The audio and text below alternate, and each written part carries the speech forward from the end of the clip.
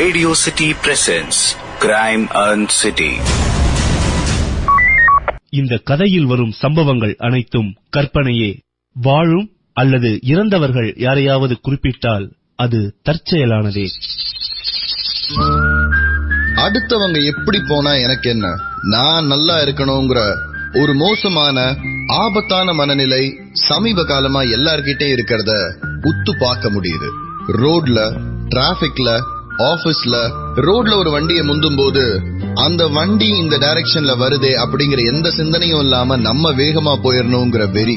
வேலை பார்க்கிற இடத்துல ஒருத்தரை பத்தி நம்ம இப்படி பேசினா கேட்டுட்டு இருக்கிறவங்க அவரை பத்தி என்ன நினைப்பாங்கன்ற எந்த அக்கறையும் இல்லாம உதிர்க்கிற வார்த்தைகள், ஜெயிக்கிறதுக்காக என்ன வேணாலும் பண்ணலாங்கிற எண்ணம், இது ஒரு ஆரோக்கியமான சமூகத்தின் மனநிலை தானா?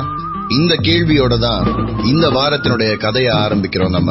என்னுடைய இந்த கேள்விக்கும் இந்த வாரம் நான் சொல்ல போற கதைக்கும் ரொம்ப நெருங்கின ஒரு சம்பந்தம் இருக்கு.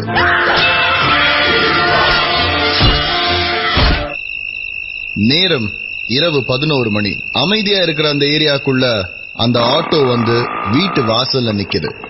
உள்ள இருந்து இறங்குற பொண்ணுக்கு 20 இருந்து 22 வயசுக்குள்ள இருக்கும். இறங்குற பொண்ணு தன்னுடைய கைப்பையில இருந்து ஒரு 100 ரூபாய் நோட்டு எடுத்து ஆட்டோக்காரத்தை கொடுக்க, ஆட்டோக்காரர் மீதம் சில்லறைய அந்த பொண்ணு கிட்ட கொடுக்கறாரு. நீங்க போங்கண்ணா. பரவாயில்லம்மா, நீ வீட்டுக்குள்ள போ, நான் பாத்துட்டே போறேன். ஒன்னும் பிரச்சனை இல்லண்ணா, நீங்க கிளம்புங்க.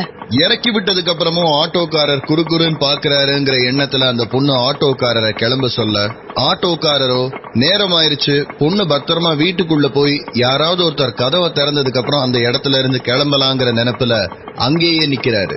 2வது தடவையும் அந்த பொண்ணு அழுத்தி சொன்னதுக்கு அப்புறமா ஆட்டோ யூ டர்ன் போட்டு கிளம்பி போகுது.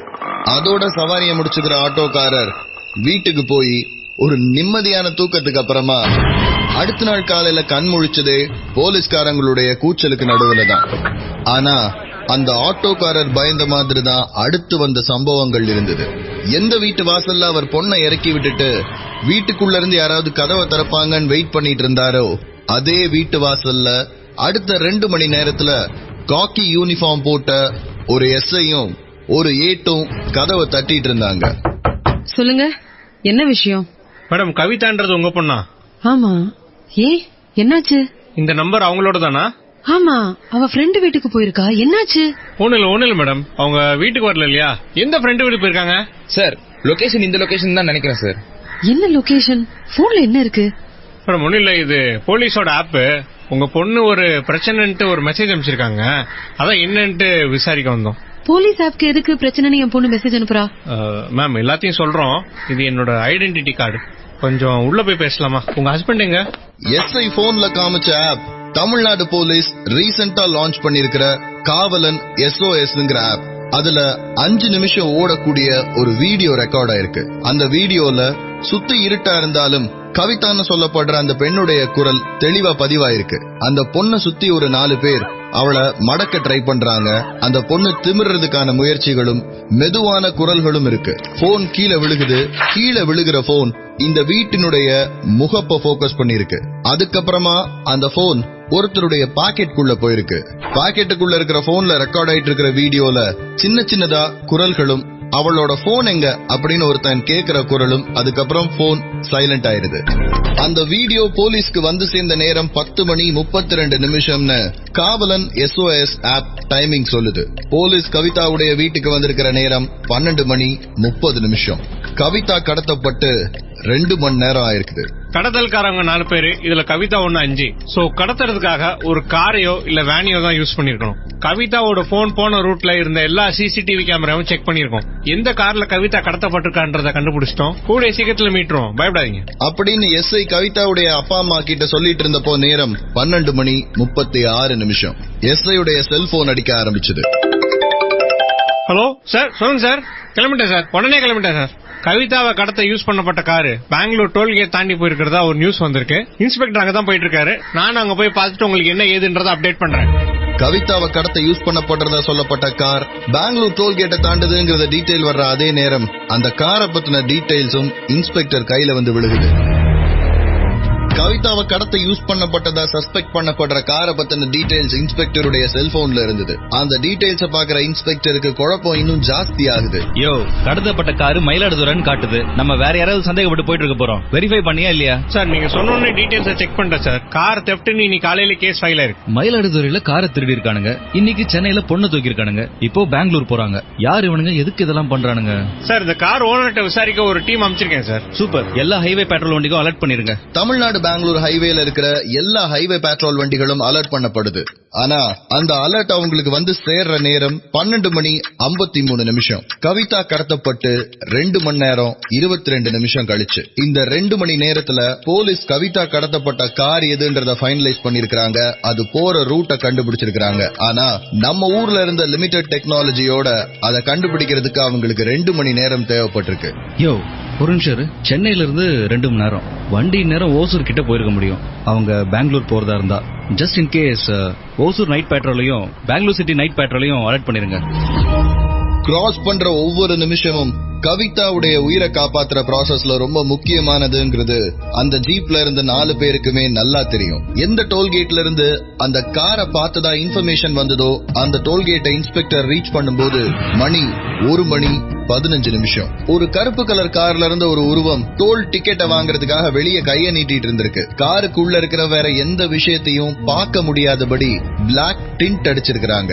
சிசிடிவி கேமரால பதிவு செய்யப்பட்ட அந்த உருவத்தினுடைய போட்டோவை தமிழ்நாட்டுல இருக்கிற எல்லா போலீஸ் ஸ்டேஷனுக்கும் அனுப்ப சொல்றாரு இன்ஸ்பெக்டர். அதே நேரத்துல இந்த மயிலாடுதுறையில அந்த கார் ஓனர் இருக்கான்ல, அவனை பத்தி கொஞ்சம் விசாரிங்க. நிமிடங்கள் மெதுமெதுவா கரைய ஆரம்பிக்குது. செய்ய வேண்டிய விஷயங்கள் எல்லாத்தையும் செஞ்சு முடிச்சிட்டு ரிசல்ட் வர்றதுக்காக வெயிட் பண்ணிட்டு இருக்கிற ஸ்டூடெண்ட் மாதிரி இன்ஸ்பெக்டரும் சப் இன்ஸ்பெக்டரும் அந்த ஜீப்ல பொறுமை இல்லாம உட்கார்ந்து இருந்தாங்க. சரியா 17 நிமிஷம் கழிச்சு இன்ஸ்பெக்டருடைய கிளாக் 1:32 தொடும்போது அவருடைய செல்போன் அடிக்க ஆரம்பிச்சது. அண்ணா நகர் போலீஸ் ஸ்டேஷன்ல இருந்து வர்ற அந்த phone call inspector CCTV camera போட்டோல பார்த்த அந்த உருவம் யாரோடதுன்றதை எக்ஸ்பிளைன் பண்ண ஆரம்பிக்குது. Okay, thank you.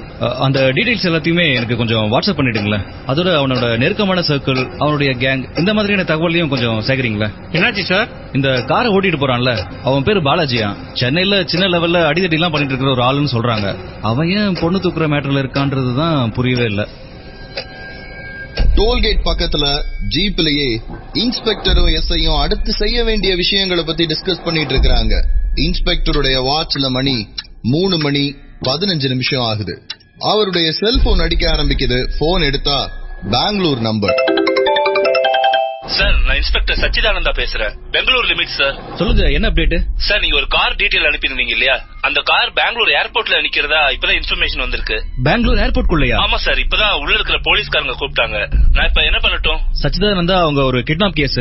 ஆளுங்க யாரும் அவசரப்பட்டு பக்கத்துல போயிட வேணாம். ஒரு 7-8 பேர் இருக்கிற டீமோட போங்க. ஏன்னா உள்ள ஒரு 4 பேர் இருக்காங்க. ஆம்டா என்ன ஏதுன்றது எதுவும் தெரியல. அவங்க கிட்ட என்ன மாதிரியான வெப்பன்ஸ் இருக்குன்னு கூட தெரியல. ப்ரீவியஸ் ஹிஸ்டரி ஏதாவது இருக்கா சார் உங்களுக்கு? அசால்ட், வயலன்ஸ் அந்த மாதிரி? உள்ள இருக்கிறதுல ஒருத்தரை பத்தி தான் இப்போதைக்கு இன்ஃபர்மேஷன் தெரியும். அவன் மேல ஒரு 4 கேஸ் இருக்கு. 2 தடவை புழல்ல இருந்திருக்கான். நோன் அசால்ட் கேஸ்னு எதுவும் கிடையாது. ஆனா எதுக்கும் ரிஸ்க் எடுக்க வேணாமே. ஒரு பொண்ணோட லைஃப் சம்பந்தப்பட்ட விஷயம். சரி சார், அப்ப நானே ஸ்பாட்டுக்கு போறேன். தேங்க்யூ. எதுவா இருந்தாலும் எங்களுக்கு அப்டேட் பண்ணுங்க சார். நீங்க வரீங்களா? நான் கமிஷனர் கிட்ட பேசிட்டு திரும்ப சொல்றேன் உங்களுக்கு. மெதுமெதுவா நொடிமுள் சுத்த ஆரம்பிக்குது. சரியா 6:32 கழிச்சு சச்சிதானந்தா கிட்ட இருந்து பெங்களூர் ஏர்போர்ட்ல அவர் ரீச் ஆனதுக்கு அப்புறம் அடுத்த கால் வருது. சார், அந்த காரை ரீச் பண்ணிட்டோம். காருக்குள்ள யாருமே இல்லையே. ஒரே ஒரு டெட் பாடி மட்டும் தான் இருக்கு. டெட் பாடியா? பொண்ணா? ஒரு 23 வயசு பொண்ணு? இல்ல சார், ஆளுக்கு ஒரு 47-48 வயசு இருக்கணும். மர்டர், கழுத்துல போட்டிருக்கானுங்க சார். கவிதாவுடைய கிட்னாப் கேஸ் விசாரிச்சிட்டு இருக்கிற இன்ஸ்பெக்டர் அடுத்து பண்ண phone call commissioner of police Chennai சிட்டிக்கு. இதுக்கு நடுவுல பெங்களூர்ல ஏர்போர்ட்ல நிறுத்தப்பட்டிருந்த கவிதாவை கடத்த யூஸ் பண்ணப்பட்ட காருக்குள்ள இருந்த டெட் பாடி யாரோடதுன்ற குழப்பம் இன்ஸ்பெக்டருடைய மூளைக்குள்ளேயும் சப் இன்ஸ்பெக்டருடைய மனசுலயும் ஓடிட்டே இருக்கு. பெங்களூர் போலீஸ் கிட்ட சொல்லி இறந்து போன மனிதனுடைய போட்டோஸ் அனுப்ப சொல்லி வாட்ஸ்அப்ல அந்த போட்டோவை ஓபன் பண்ணி பார்க்கும்போது, சார், இது அந்த பாலாஜி சார். கவிதாவை கடத்தின கும்பல்ல இருந்து ஒரே ஒருத்தரை பத்தின டீடைல் தான் போலீஸ் கையில இருந்தது. அந்த பாலாஜி இறந்து போய் காருக்குள்ள பிணமா கிடந்தான். சார், என்ன சார், இவன் தான் க்ளூன்னு பார்த்தா இவனை போட்டு தள்ளிட்டானுங்க. கமிஷனருக்கு போன் பண்ணி விஷயத்த சொல்லி தேவையான அப்ரூவல்ஸ் வாங்கி இன்ஸ்பெக்டர் பெங்களூருக்கு கிளம்ப ரெடி ஆகும் போதுதான் அடுத்த பிரேக் த்ரூ நடக்க ஆரம்பிச்சது. சார், இந்த மயிலாடுதுறையில இருந்து கார் தூக்குனாங்களே சார், அந்த கார் ஓனரை பத்தின டீடைல்ஸ் வந்திருக்கு சார். அவர் ஆள் பேர் ரவிச்சந்திரன், லோக்கல்ல ஒரு ரைஸ் மில் வச்சிருக்காரு. வட்டிக்கு வர்றது அந்த ஆளோட சைட் பிசினஸ் தான் சார். ரைஸ் மில் பார்க்கிங்ல இருக்கிற அவரோட காரை தான் தூக்கிருக்காங்க. ஆனா அந்த ஆளுக்கே இந்த கார் எப்படி தூக்குனாங்கன்ற பயங்கரமான ஒரு டவுட் இருந்துச்சு சார். சிசிடிவி இருக்கு, வாசல்ல பூட்டி இருக்கு, உள்ள ஒரு பெரிய நாய் இருக்கு. இவ்வளத்தையும் தாண்டி ஒருத்தர் எப்படி காரை தூக்குனான்னு தேடிட்டு இருக்காங்க சார். அந்த சிசிடிவி ஃபுட்டேஜ் செக் பண்ணிட்டாங்களா சார்? வந்தவன் மாஸ்க் எல்லாம் போட்டு வந்திருக்கான் சார். அதுலயும் அவன் கார் டோர் ஓபன் பண்ண டெக்னிக்கை பார்த்து நம்ம ஆளுங்க மிரண்டு போயிருக்கானுங்க சார். சிங்கப்பூர்ல ஒரு வீடியோ காமிச்சால ஒருத்தன் கார் எப்படி ஓபன் பண்றதுன்னு, அதெல்லாம் விட இவன் வேற லெவல் ஸ்ட்ராட்டஜி சார். என்னையா புகழ்ந்து தள்ளுற? அப்படின்னா பண்ணா ஒரு டார்ச் லைட், ஒரு ஸ்கேல், 2 நூல், 16 லட்சம் ரூபாய் காரை தூக்கிட்டாங்க சார். அந்த சிசிடிவி ஃபுட்டேஜ் எங்க? 2 மினிட்ஸ் சார், இப்ப அமிச்சிடன்னு சொன்னாங்க. சப் இன்ஸ்பெக்டர் சொல்லி முடிக்கிறதுக்கும் அவருடைய போன்ல வாட்ஸ்அப் மெசேஜ் அந்த வீடியோ வந்து விழுகிறதுக்கும் நேரம் சரியா இருந்தது. சார் இங்க பாருங்க சார். யோ பரம் சார், அப்படியே பாஸ் பண்ணு. ஏன் சார்? ஜூம் பண்ணு. அவ அந்த மொபைல டார்ச் யூஸ் பண்ணும்போது அந்த போன் வால்பேப்பர்ல இருக்கிறது யாரு? சார் என்ன சார் இப்படி கேட்டீங்க?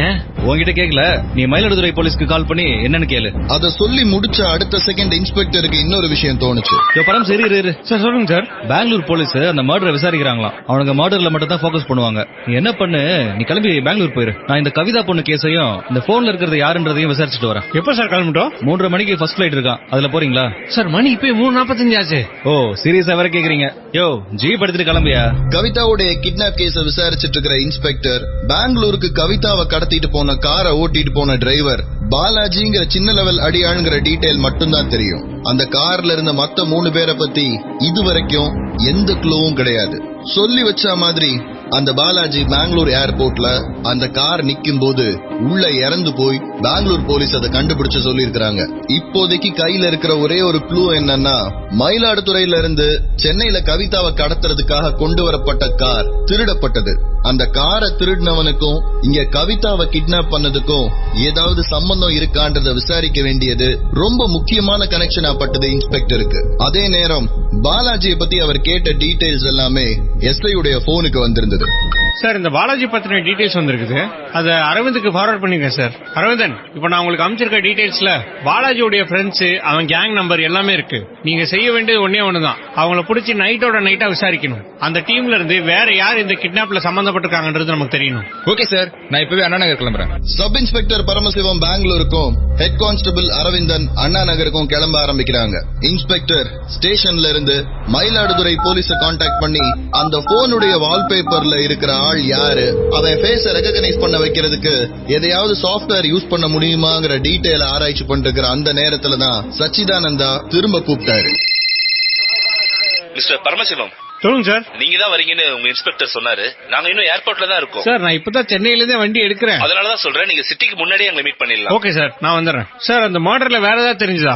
இல்ல, இப்ப வரைக்கும் பெருசா வேற எந்த க்ளூவும் இல்ல. ஆனா ஆள் முன்னாடி உட்கார்ந்து இருக்கும் போது பின் சீட்ல இருக்கிற ஒரு ஆள் தான் கத்தி வச்சு வெட்டியிருக்கான். ஏன்னா அவன் கழுத்தை வெட்டினதுக்கு அப்புறமும் சீட்லயும் அந்த கத்தி ஒரு கோடை போட்டிருக்கு. பின்னாடி இருந்து இழுத்திருக்காங்க. சோ கூட இருக்கிறவன் தான் கொலை பண்ணிருக்கணும். இல்ல இந்த கார்ல வந்து எத்தனை பேரு, அங்க இருந்து ஏதாவது சிசிடிவி ஃபுட்டேஜ்? இல்ல, வந்த ஆளுங்களுக்கு விஷயம் என்னன்னு தெளிவா தெரிஞ்சிருக்கு. பார்க்கிங்ல 8 சிசிடிவி கேமரா இருக்கு. ஆனா கார் இது எதுலயுமே சிக்காத ஒரு ஆங்கிள் தான் நின்னு இருக்கு. அது மட்டும் இல்லாம இந்த கார் வந்த உடனே வேற ஏதாவது ஒரு கார் வெளியில கிளம்புதான்னு பாத்துட்டோம். வேற எந்த காரும் வரல. சரி சார், நான் வந்துட்டே இருக்கேன். பெங்களூருக்கு எஸ்ஐ பரமசிவம் கிளம்பும் போது மணி 4:05. அவர் பெங்களூர் போய் சேர்றதுக்கு காலையில 8:30 இருந்து 9 மணி ஆயிரும், பெங்களூர் சிட்டி டிராபிக்க பொறுத்து. பரமசிவம் ஒரு சைடுல பெங்களூரை நோக்கி டிராவல் பண்ற அதே நேரத்துல அண்ணா நகர்ல இருந்து ஹெட் கான்ஸ்டபிள் அரவிந்தன் கொடுத்த இன்ஃபர்மேஷன் வேற மாதிரி இருந்தது. சார் அந்த பாலாஜி பத்தி இங்க விசாரிச்சேன் சார். ஆளை பத்தி பெருசா யாருக்குமே ஒன்னும் தெரியல சார். அவனோட கேங்னு சொல்லப்படுற ஆட்கள்ல நிறைய பேர் இந்த ஊர்ல இல்லையா சார். அவங்க எல்லாருமே ஒரு 3 வாரத்துக்கு முன்னாடி அப்ஸ்கவுண்ட் ஆயிருக்காங்க சார். அதுக்கப்புறம் இவனோட சேர்ந்து சுத்தினது ஒரு 3 பேர் தான் சார். அந்த 3 பேரையும் விசாரிச்சேன். அவங்க 3 பேருக்குமே லாஸ்ட் 2 டேஸா இவனை பத்தி எந்த இன்ஃபர்மேஷனும் தெரியல. அந்த 3 பேரையும் ஸ்டேஷனுக்கு கூட்டிட்டு வர சொல்றாரு இன்ஸ்பெக்டர். 3 பேரையும் ஸ்டேஷன்ல வச்சு விசாரிக்க ஆரம்பிச்சும் இதுவரைக்கும் உபயோகமான எந்த தகவலும் வரல. நேரம் காலை 7:15. கவிதா கடத்தப்பட்டு 8 மணி நேரம் 45 நிமிஷம் ஆச்சு. கவிதாவை உயிரோட மீட்கிறதுக்காக தமிழ்நாட்டுல சென்னையில ஒரு டீம், மயிலாடுதுறையில ஒரு டீம், பெங்களூர்ல ஒரு டீம்னு வேற வேற இடங்கள்ல வேலை பார்த்துட்டு இருக்காங்க. ஆனா இன்ஸ்பெக்டருக்கு இதுவரைக்கும் கிடைச்சது ரொம்ப குறுகின முன்னேற்றம் தான். 8 மணி நேரம் போராடியும் இதுவரைக்கும் எந்த க்ளூவும் கிடைக்கலங்கிற வருத்தத்துல தன்னுடைய 6வது காஃபிய இன்ஸ்பெக்டர் கையில எடுக்கும் போது அடிச்சது போன் கால். கவிதா கடத்தப்பட்ட வழக்க விசாரிச்சிட்டு இருக்கிற இன்ஸ்பெக்டர் இதுவரைக்கும் நடந்த முன்னேற்றத்துல எந்த விதத்திலையும் திருப்திப்படவே இல்ல. கவிதா இப்ப எங்க இருக்கா, அவளை கடத்தினது யாரு, எதுக்காக கடத்தினாங்க, அவளுடைய உயிருக்கு ஆபத்து இருக்கா, இந்த மாதிரி ஏகப்பட்ட கேள்விகள் இன்ஸ்பெக்டருடைய மனசுல இருக்கு. ஆனா இப்ப வரைக்கும் எந்த கேள்விக்கும் விடை இல்ல. இது அவர் யோசிச்சுட்டு இருந்த அந்த நேரத்துலதான் மயிலாடுதுறை போலீஸ் கிட்ட இருந்து அந்த கால் வந்தது. சார், அந்த செல்போன்ல இருந்த பையனை மேட்ச் பண்ணியாச்சு. பையன் பேரு செந்தில். ரொம்ப ஈஸியான விஷயம் என்னன்னா, தம்பி ஆல்ரெடி 2 கேஸ்ல மாட்டிருக்காப்ல. அதனால போலீஸ் ஸ்டேஷன்லயே போட்டோ இருந்துச்சு. பார்த்த உடனே நம்ம கான்ஸ்டபிள் சொல்லிட்டாரு. அந்த டீடைல் உங்களுக்கு அனுப்பிச்சு வச்சிருக்கேன் சார். மயிலாடுதுறையில நைட் டியூட்டில இருந்த எஸ்ஐ கால் பண்ணி சொன்ன டீடைல்ஸ் கேட்டதுக்கு அப்புறம் இன்ஸ்பெக்டருக்கு தோணுன விஷயம் இன்னொன்னு இருந்தது. செந்தில் வேலனுடைய நோன் அசோசியேட்ஸ் சொல்லப்படுற அவனுடைய கூட்டத்தை சேர்ந்தவங்க யாராவது இருக்காங்களாங்கிறத விசாரிக்க சொல்றாரு இன்ஸ்பெக்டர். இன்ஸ்பெக்டருடைய அந்த கேள்விக்கு இமிடியேட்டா பதில் வருது மயிலாடுதுறை ஸ்டேஷன்ல இருந்து. சார், நீங்க நினைக்கிற அளவுக்கு அவன் பெரிய ஆள்லாம் இல்ல சார். தம்பி இன்ஜினியரிங் படிச்சிருக்காப்ல, வேலை இல்லாம இருந்திருக்காப்ல. அந்த நேரத்துல அந்த ரைஸ் மில் ஓனர் கிட்ட டிரைவரா வேலை பார்த்திருக்கான். அந்த ஆள் ஒரு மண்டை சுட்டுக்காரன். ஏதோ ஒரு சின்ன பிரச்சனையில இவன் மேல கேஸ் கொடுத்து உள்ள தூக்கி வச்சுட்டாப்ல. வெளில வந்தோடனே இவன் அந்த ஆள் மேல கோவப்பட்டு அந்த ஆள் அடிக்க போய் திரும்ப பிரச்சனை திரும்ப உள்ள தூக்கி வச்சிட்டோம். இப்ப அந்த தம்பி மேல ஒரு திருட்டு கேஸும் ஒரு கொலை முயற்சி வழக்கம் இருக்கு. 15 நாளுக்கு முன்னாடி தான் சார் வெளியே வந்தான். இப்ப மறுபடியும் பாருங்க, கார் தெஃப்ட் கேஸ்ல அவனை தூக்கி உள்ள போடணும். ரொம்ப தேங்க்ஸ் சார், கேஸ நீங்க கொஞ்சம் கிராக் பண்ணி கொடுத்திருக்கீங்க. செந்தில் வேலன் அதே ஊர்ல தான் இருக்காங்கிற நம்பிக்கையில மயிலாடுதுறை போலீஸ்காரங்க பேசிட்டு இருந்தாங்க.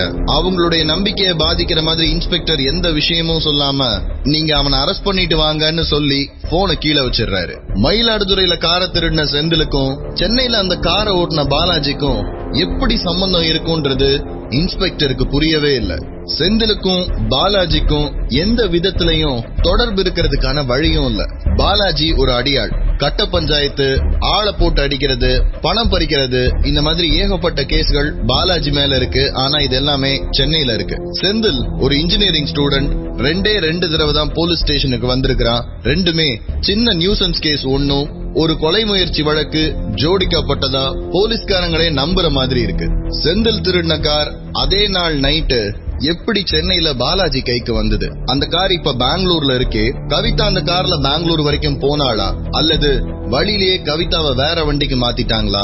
பாலாஜியை எதுக்காக கொலை பண்ணாங்க? இந்த மாதிரி ஏகப்பட்ட கேள்விகள் இன்ஸ்பெக்டருடைய மூளைக்குள்ள ஓடிட்டு இருந்த போதுதான் ஹெட் கான்ஸ்டபிள் அரவிந்தன் இன்னொரு முக்கியமான க்ளூவோட உள்ள வந்தார்.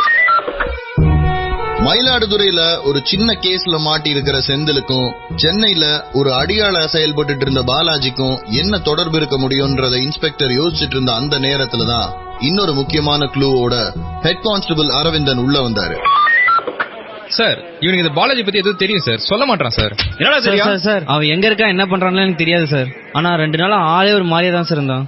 ஒரு மாதிரினா சார், கையில நிறைய காசு வச்சிருந்தான் சார். வேற ஒரு 3 நாளாவே யாருக்கூடயும் பேசுறதில்ல sir. Sir, night carrom game போடலான்னு கூப்பிட்டேன் சார். மச்சான் நான் வேலையில இருக்கேன்னு போன் வச்சிடறான் சார். நாங்க இல்லாம அவன் என்ன சார் தனியா வேலை பார்க்க போறான்? நாங்களே வேலை இல்லாம தானே இருக்கோம். அவன் வேற எவளோட சுத்துறான் சார். ஏய், என்ன பொய் சொல்றியா? இல்ல சார், இப்ப இந்த புதுசா லவ் பண்ணுவாங்கல்ல அந்த மாதிரி தான் சார் பண்ணான். போன் வரும், எடுத்துட்டு தனியா போயிருவான். 6 மணிக்கு மேல அவனை பார்க்கவே முடியறதில்ல. அவன் போன் நம்பர் என்ன? பாலாஜியுடைய போன் நம்பரை சொல்றதுக்காக குனிஞ்சு பாக்கெட்டுக்குள்ள கைய விட்ட போது அந்த நபர் விட்ட பெருமூச்சு இன்ஸ்பெக்டருக்கு அவன் இன்னும் எதையோ ஒரு விஷயத்த சொல்லாம மறைக்கிறாங்கிறத புரிய வச்சுது. அவன் லவ் பண்றான், உனக்கு தெரியாது. என்னடா கதை விடுறியா? சார் அவ்வளவுதான் சார் தெரியும், எனக்கு வேற எதுவும் தெரியாது சார். சார் அவன் பேரு அழகு சார். எவன் பேர்ரா? சார், ஒரு 2 வருஷத்துக்கு முன்னாடி புழல்ல இருக்கும்போது நானு அழகு பாலாஜி எல்லாம் ஒரே செல்ல தான் சார் இருந்தோம். சரி, அழகு கூப்பிட்டு தான் பாலாஜி போனானா? இல்ல சார், அழகு ஊர்ல இருக்கான்னு நான் கேள்விப்பட்டேன். அடுத்த நாளே இவன் கையில நிறைய காசு. அது மட்டும் இல்லாம டக்குன்னு எங்க பழக்க வழக்கெல்லாம் கட் பண்ணிட்டான். நேத்து காலையில இருந்து ஆளையும் காணோம் சார். சரி, அந்த அழகு ஊர்ல இருக்கான்னு சொன்னல, எங்க இருக்கான்னு ஏதாவது தெரியுமா? இவனை காணோன்னு சொன்னோன்னே நானும் அதான் சார் முதல்ல பார்த்தேன். ஆனா அழகு தங்கியிருந்த லாட்ஜும் காலி பண்ணிட்டான் சார். லாட்ஜ்ல தங்கியிருந்தானா? எந்த ஊருக்காரன் அவன்? சார், அழகு திருச்சியில பெரிய கை சார். எந்த மாதிரி? சார், அவன் ஒரு எக்ஸ் மினிஸ்டர் கிட்ட வேலை பார்த்துட்டு இருந்தான் சார். அவருக்கு பதவி போனவனே தனியா ஒரு கேங் ஃபார்ம் பண்ணிட்டான். ஆட்கடத்தல், அடிதடி, கட்ட பஞ்சாயத்து எல்லாமே பண்ணுவான் சார். இவ்வளவு தெரியுது இல்ல, முதல்ல என்னடா காதல் கத்திரிக்கான்னு கதை விட்டுட்டு இருந்த? யோ, இவனை உள்ள கூட்டு போய் இன்னும் 4 சாத்து இன்னும் ஏதாச்சும் தெரிய வருதான்னு பாப்போம். திருச்சியில இருக்கிற அழகு சென்னைக்கு வந்து பாலாஜியை கூட்டு சேர்த்துக்கிட்டு மயிலாடுதுறையில இருந்து ஒரு காரை திருடி கவிதாவை கடத்திட்டு பெங்களூர் போக வேண்டிய அவசியம் என்னங்கறத இன்ஸ்பெக்டர் யோசிக்கும் போது மணி 8:30. கவிதா கடத்தப்பட்டு 10 மணி நேரம் கிராஸ் ஆயிருந்தது. கவிதா கடத்தப்பட்ட வழக்க விசாரிச்சுட்டு இருக்கிற இன்ஸ்பெக்டருக்கு அழகுக்கும் செந்திலுக்கும் நடுவுல இருக்கிற தொடர்பு என்னங்கறத பத்தி எந்த க்ளூவும் இல்ல. திருச்சி, மயிலாடுதுறை, சென்னை 3 இடத்துல இருக்கிற 3 பேர் வேற வேற குற்றங்கள்ல சம்பந்தப்பட்டவங்க. இவங்க 3 பேரையும் சேர்க்கக்கூடிய அளவுக்கு ஒரு பெரிய நெட்வொர்க்ல ஒர்க் பண்ணக்கூடிய ஆள் யாரா இருக்கும்? கவிதா கடத்தப்பட்டதுக்கான காரணம் என்னவா இருக்கும்?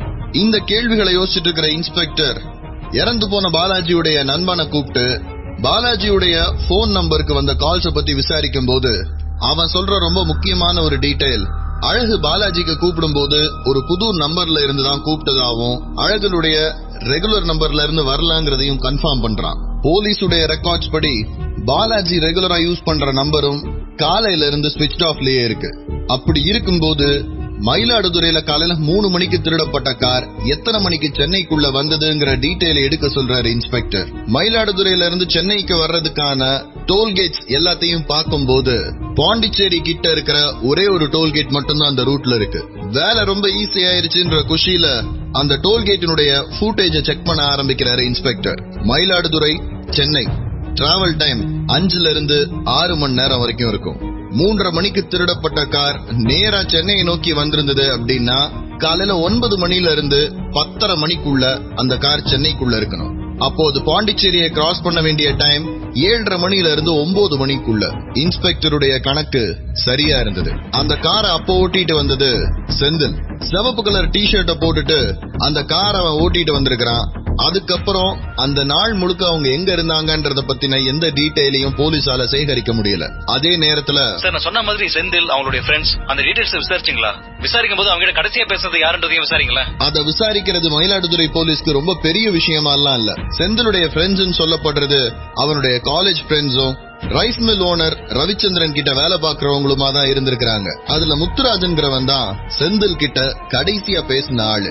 முத்துராஜனை விசாரிக்கும் போது முத்துராஜன் செந்திலோட காலேஜ்ல படிச்சவன். அவன்கிட்ட விசாரிக்கும் போது செந்தில் பெங்களூருக்கு போறாங்கறத தவிர அவனுக்கு வேற எந்த விஷயமும் தெரியல. இன்ஜினியரிங் படிச்ச பையன் பெங்களூருக்கு போறான்னு உடனே முத்துராஜனா அது ஒரு இன்டர்வியூவா தான் இருக்கும்ன்ற அசம்ஷனுக்கு வந்திருக்கிறான். முத்துராஜனுடைய போன்ல இருந்து செந்திலுக்கு அடிச்ச போன் கால்கள் எந்த பலனையும் தரல. போன் நாட் ரீச்சபிள்ல இருக்குன்னு கன்னடத்துல பதில் வந்ததுதான் மிச்சம். நேரம் வெகு வேகமா ஓடுற மாதிரி இருந்தது இன்ஸ்பெக்டருக்கு. திருச்சியில இருந்து வந்த அழகுன்ற ஆளை பத்தின டீடைல்ஸ் சேகரிக்கும் போது கூட பெரிய அளவுல எந்த முன்னேற்றமும் கிடைக்கல. நேரம் காலை 9 மணி 25 நிமிஷம். கவிதா கடத்தப்பட்டு 11 மணி நேரம் ஆகிறதுக்கு இன்னும் 5 நிமிஷம் பாக்கி இருக்கு. அந்த நேரத்துல பெங்களூர்ல இருந்து எஸ்ஐ பரமசிவம் இன்ஸ்பெக்டருக்கு கால் பண்றாரு. சார், நான் 1 மணி நேரத்துக்கு முன்னாடி பெங்களூர் வந்துட்டேன் சார். இவங்க கடந்த 3 மணி நேரமா எல்லாத்தையும் தேடி பார்த்தா இருக்காங்க சார். ஆனா எந்த இன்ஃபர்மேஷனும் கிடைக்கல சார். கவிதா பெங்களூர் வரைக்கும் வந்திருக்கா, அதுக்கான எவிடன்ஸ் கார்ல இருக்கு சார். ஏன்னா சென்னை டோலுக்கும் பெங்களூர் டோலுக்கும் நடுவுல 2 மணி நேரம் தான் இருந்திருக்கு சார். அங்க வண்டி எடுத்ததுக்கு அப்புறம் வேற எங்கேயும் நிப்பாட்டமா வேகமா வந்திருக்காங்க சார். கவிதாவோட 2 செருப்பு இன்னும் காருக்குள்ளே தான் சார் கிடக்குது. அது மட்டும் இல்ல சார், இன்னொரு முக்கியமான விஷயம், ஹிரியூர்னு பெங்களூர்ல இருந்து கோவா போற ரூட்ல ஒரு ஊர் இருக்கு சார். அந்த ரோட்ல ஒரு ஆக்சிடென்ட்னு பெங்களூர் போலீஸ்க்கு இப்பதான் ஒரு மெசேஜ் வந்திருக்கு சார். ஆக்சிடென்ட் ஆன காருக்குள்ள இருந்த ஆளுங்களோட போட்டோ எடுத்து அனுப்பிச்சிட்டாங்க சார். அதுல இந்த செந்திலோட போட்டோவும் இருக்கு. Trunk and drive case Bangalore police அங்க கிளம்பிட்டாங்க. நானும் கூட போறேன் சார். இன்ஸ்பெக்டருடைய மூளைக்குள்ள ஏகப்பட்ட குழப்ப நரம்புகள் ஓட ஆரம்பிச்சது. இவர் ஒவ்வொருத்தரை பத்தின தகவல்களையும் கண்டுபிடிக்க ஆரம்பிக்கும் போது அவங்க இறந்துட்டே இருக்கிறதா ஒரு சந்தேகம் இன்ஸ்பெக்டருடைய மனசுக்குள்ள வர ஆரம்பிச்சது. அந்த சந்தேகம் எந்த அளவுக்கு சரியா இருக்க போகுது? கவிதாவை இவங்களால உயிரோட மீட்க முடியுமா? கவிதா கடத்தப்பட்ட வழக்குல கவிதா சென்னையில இருந்து பெங்களூர் நோக்கி போகும்போது அந்த காரை ஓட்டிட்டு போன நபரான பாலாஜி கொலை செய்யப்பட்டிருக்கிறாரு. எந்த காரை யூஸ் பண்ணி கவிதாவை கடத்தினாங்களோ அந்த காரை மயிலாடுதுறையில இருந்து திருடி சென்னைக்கு ஓட்டிட்டு வந்த செந்தில்ங்கிற நபர் இப்போ ஆக்சிடென்ட்ல பெங்களூர்ல இருந்து கோவா போற ரூட்ல இறந்து போயிருக்கிறதா இன்ஸ்பெக்டருக்கு தகவல் வந்திருக்குது. 4 பேர் சேர்ந்து கவிதாவை கடத்தினதா முதல்ல இன்ஸ்பெக்டர் அனுமானிச்சிருந்தாரு. ஆனா அவருடைய யூகம் எந்த அளவுக்கு சரியா இருக்கும்ன்றதுல இப்போ அவருக்கு சந்தேகம் வலுக்க ஆரம்பிச்சிருந்தது. 4 பேர் சேர்ந்து கடத்தி இருந்தாங்கன்னா இப்போ 2 பேர் உயிரோட இல்ல. பாலாஜி, செந்தில் இவங்க 2 பேருமே இறந்துட்டாங்க. மீதம் இருக்கிறது 2 பேர். ஒருவேளை ஆக்சிடென்ட் ஆன கார்லயே கவிதா இருந்திருப்பாளா? அப்படி இருந்திருந்தா ஆக்சிடென்ட் ஆன காரை போட்டோ எடுக்கும் போது கவிதா இருந்ததற்கான அடையாளங்கள் இருந்திருக்கணும். ஒருவேளை ஆக்சிடென்ட் ஆனதுக்கு அப்புறம் அந்த குழப்பத்துல கவிதா அங்கிருந்து தப்பிச்சிருந்தா இந்நேரம் கவிதாவுடைய அப்பா அம்மாக்கு போன் கால் வந்திருக்கணும். ஆனா நடந்த விஷயம் என்னங்கறத முழுசா தெரிஞ்சுக்கிறதுக்காக இன்ஸ்பெக்டர் சப் இன்ஸ்பெக்டர் பரமசிவத்துக்கு கால் பண்றாரு. 1 மணி நேரம் கழிச்சு நேரம் 10:35 சார் இப்பதான் சார் அந்த இடத்துக்கு போயிட்டு இருக்கோம். இங்க இருந்து அந்த இடத்துக்கு போறதுக்கு 3 மணி நேரம் ஆகும் சார். பெங்களூர் டிராபிக் எல்லாம் வச்சு பார்க்கும்போது அவங்க காலையில ஒரு 5 மணிக்கு இங்க இருந்து கிளம்பி இருக்கணும் சார். மொத்தம் 4 பேர் அந்த கார்ல இருந்ததா சம்பவத்தை பார்த்தவங்க சொல்றாங்க சார். அது கொஞ்சம் டிராபிக்கான ஏரியாவா சார். ஹைவே ஊர் வழியே தான் போயிருக்குது. ஊருக்குள்ள இருந்து வந்த வண்டியில மோதி இந்த வண்டி டாப்ல ஆயிருச்சான். 2 பேர் ஸ்பாட்லயே அவுட். அதுல ஒண்ணுதான் இந்த செந்தில். அது போக ஒரு 2 பேர் இருந்தாங்க சார். அவங்க வெளியே வந்து பேக் எடுத்துட்டு அவசரமா ஆம்புலன்ஸ் கூட வெயிட் பண்ணாம கிளம்பிட்டாங்க சார். செந்தில் கூட அந்த கார்ல இருந்த இன்னொரு ஆளு தமிழாளி இல்ல சார். அத பத்தி தான் பெங்களூர் போலீஸ் விசாரிச்சுட்டு இருக்காங்க சார். இப்போ கூட இருந்து ஆக்சிடென்ட்ல இறந்து போன அந்த ஆளை பத்தி கர்நாடகா போலீஸ் விசாரிச்சுட்டு இருக்காங்க. விசாரிச்சதுல அவங்களுக்கு கிடைச்ச முதல் க்ளூவே அந்த ஆளினுடைய பெயர் ரஜத். ஏற்கனவே போலீஸுடைய ரெக்கார்ட்ஸ்ல இருக்கிற ஒரு போட்டோ. ஆளும் பேரும் ரொம்ப பழக்கப்பட்டதா இருந்தது கர்நாடகாவுடைய போலீஸ் இன்ஸ்பெக்டர் சச்சிதானந்தாக்கு. சார் இவன் பேர் ரஜத். கோலார்ல பங்காரப்பான்னு சொல்லிட்டு ஒரு பெரிய பிசினஸ் மேன் இருக்காரு. கடைசியா ஒரு 6 மாசத்துக்கு முன்னாடி இவங்கிட்ட விசாரிச்ச போது இவன் அவர்கிட்ட தான் வேலை பார்த்துட்டு இருந்திருக்கான். என்ன சார் ரெகுலரா விசாரிச்சுட்டு இருக்கீங்களா இவனை? சார் இவன் அரெஸ்ட் ஆனது ஒரு செயின் ஸ்நாச்சிங் கேஸ்ல. அதுக்கப்புறம் ஒரு 2 வருஷம் கழிச்சு இவனை பிடிக்கும் போது இல்லீகலா தங்கத்தை கடத்திட்டு இருந்தான். நீங்க தங்கத்தை பார்பாரா தானே பாத்திருப்பீங்க. கட்டியா கடத்துறான் சார். அதுக்கு தூக்கி இவனை உள்ள ஒரு 2 வருஷம் போட்டு அதுக்கப்புறம் வெளில வந்தான். அவனுக்கு கடைசியா ஒரு ட்ரங்க் அண்ட் டிரைவ் கேஸ்ல பிடிக்கும் போது பங்காரப்பா வீட்டுல தான் இருக்குன்னு சொல்லிட்டு போனான். ஆளுங்க வச்சு விசாரிக்கும் போது அங்க ஒரு செக்யூரிட்டி மாதிரி ஒரு வேலையில இருக்கிறதா சொன்னாங்க. என்ன சார் பங்காரப்பாக்கு செக்யூரிட்டி எல்லாம் போடணுமா?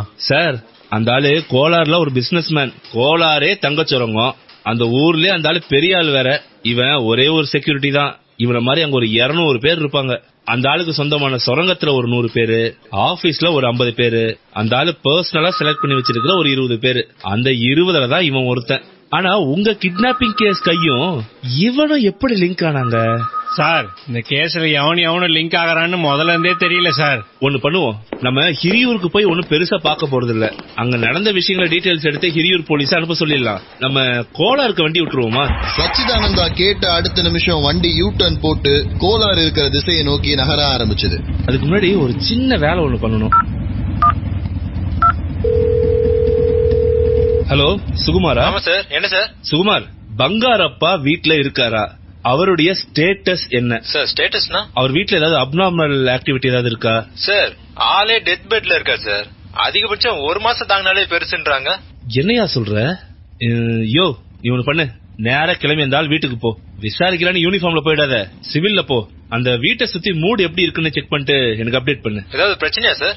சச்சிதானந்தா நடந்த விஷயத்தை எல்லாம் போன்ல சுகுமாருக்கு சொல்லி முடிக்கிறாரு. அடுத்த 45வது நிமிஷம் சுகுமார் பங்காரப்பா வீடு இருக்கிற தெருவுக்கு வெளியில நிக்கிறாரு. என்ன சார், சார் வீட்டுக்கு வந்தீங்களா? ஆமா.